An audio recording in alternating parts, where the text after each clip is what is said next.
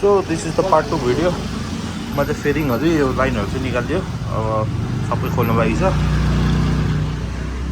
यता जाउँ के हुन्छ। सामान पनि फाइनल पायो। सो सामान चाहिँ यहाँ राम्रोसित अनबक्सिङ पनि गर्न पाएन। सो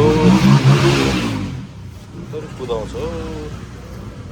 सो सामान चाहिँ टोटली आउँछ, ग्यासकेटदेखि लिएर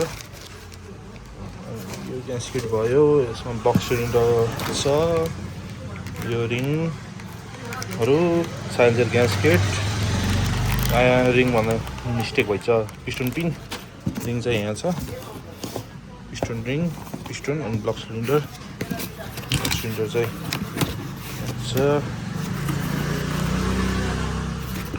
सो यसको चाहिँ अहिले प्राइस बढेछ।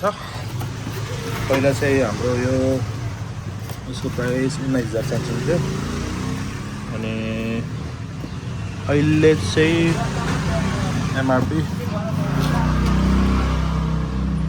21,880 छ। सो पिस्टन लुज भइरहेको यहाँ यसरी राइट लेफ्ट हिँड्दा।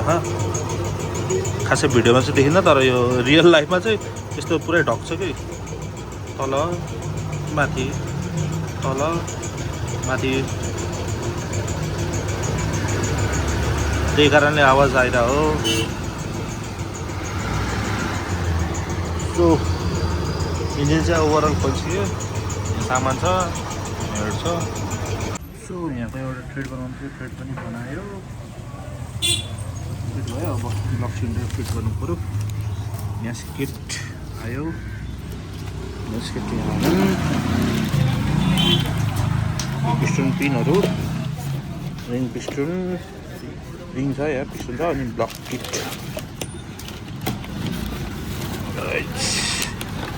यसको इन्तजारमा 3 महिना बितायो, तर मगाएको त अर्को सामान हो, त्यही पनि ठिकै छ।